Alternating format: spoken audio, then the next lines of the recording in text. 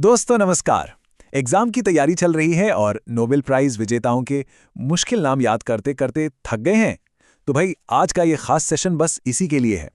हम कुछ ऐसी देसी ट्रिक्स देखने वाले हैं जिनसे ये नाम ना चुटकियों में याद हो जाएंगे और एग्जाम में स्कोर पक्का बढ़ेगा।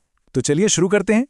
हम सब जानते हैं ये प्रॉब्लम है ना, कॉम्पिटिटिव एग्जाम की तैयारी में इतने सारे नाम, इतने सारे फैक्ट्स, सच में सिरदर्द बन जाता है। और नाम भी ऐसे कि जुबान पर चढ़ते ही नहीं। तो इसका सोल्यूशन क्या है? बहुत सिंपल है, रटना बंद करो और कनेक्शन बनाना शुरू करो। आज हम कुछ ऐसी मजेदार ट्रिक्स सीखेंगे जो इन मुश्किल नामों को दिमाग में एक कहानी की तरह फिट कर देंगी। चलिए अपनी पहली ट्रिक को आजमाते हैं। शुरुआत करते हैं केमिस्ट्री और इकोनॉमिक्स के विजेताओं से। तो ये रही ऑफिशियल इन्फॉर्मेशन। उमर यागी और कितागावा को पोरस केमिस्ट्री के लिए अवार्ड मिला। अब इसको सीधे सीधे याद करना थोड़ा बोरिंग है नहीं? तो पेश है हमारी देसी ट्रिक। बस ये एक लाइन याद रखनी है, उमर की किट्टू जाली में फंस गई।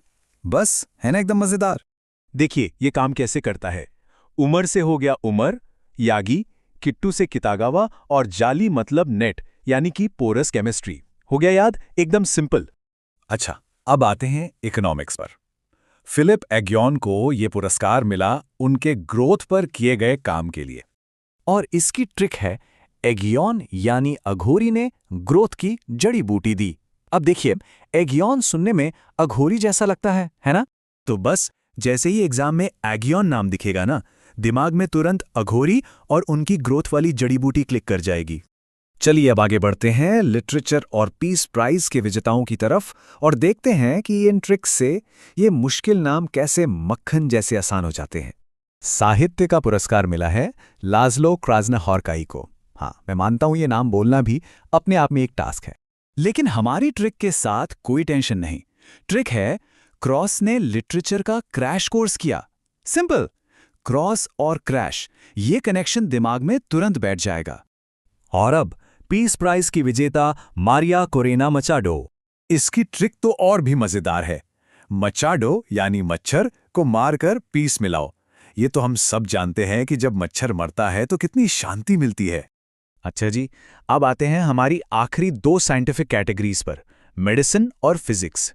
यहां देखते हैं कि हमारी कल्पना शक्ति कैसे काम आती है।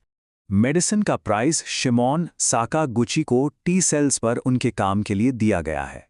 और इसकी ट्रिक एक छोटी सी कहानी है। मेरी एक दोस्त है साइमन, जो डॉक्टर है और उसका टी सेल अब ठीक हो गया है। देखिए, शिमोन से साइमन का कनेक्शन और टी सेल का सीधा जिक्र इसे एकदम यादगार बना देता है।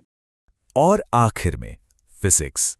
यहां विजेता हैं डेवरेट और मार्टिनेज, जिन्हें टनलिंग पर उनके काम के लिए ये पुरस्कार मिला। इसकी ट्रिक तो दिमाग में एक फनी सी तस्वीर बना देगी। फिजिक्स के देवर ने मार्टिन लेकर टनल खोद डाली। देवर से डेवरेट, मार्टिन से मार्टिनेज, और काम क्या किया? टनलिंग। तो ठीक है, अब टाइम है ये चेक करने का कि ये ट्रिक्स दिमाग में बैठी या नहीं। एक छोटे से मजेदार रैपिड फायर चैलेंज के लिए तैयार हो जाइए। चलिए शुरू करते हैं। पहला नाम एगियोन। सोचिए, याद आई ट्रिक? बिल्कुल सही, अघोरी ने ग्रोथ की जड़ी बूटी दी। देखा कितना आसान है। बहुत बढ़िया। अगला नाम मचाडो। जल्दी से सोचिए। शानदार, मच्छर को मारकर पीस मिला। ये ट्रिक्स तो वाकई जादू की तरह काम कर रही हैं। तो आज हमने सीखा क्या? यही कि रट्टा मारने से कहीं बेहतर है स्मार्ट तरीके से पढ़ना। ये टेक्निक किसी भी एग्जाम के लिए एक सुपर पावर बन सकती है। और इसका सबसे बड़ा फायदा क्या है? आप घंटों तक रटने की जरूरत नहीं। एग्जाम में बस एक शब्द दिखेगा और पूरा जवाब दिमाग में फ्लैश हो जाएगा। तो अब सवाल यह है कि इस टेक्निक का इस्तेमाल और कहां-कहां हो सकता है? जरा सोचिए, रटने के बजाय चीजों को एक दूसरे से जोड़कर सीखना और क्या-क्या आसान बना सकता है? इस पे जरूर सोचिएगा।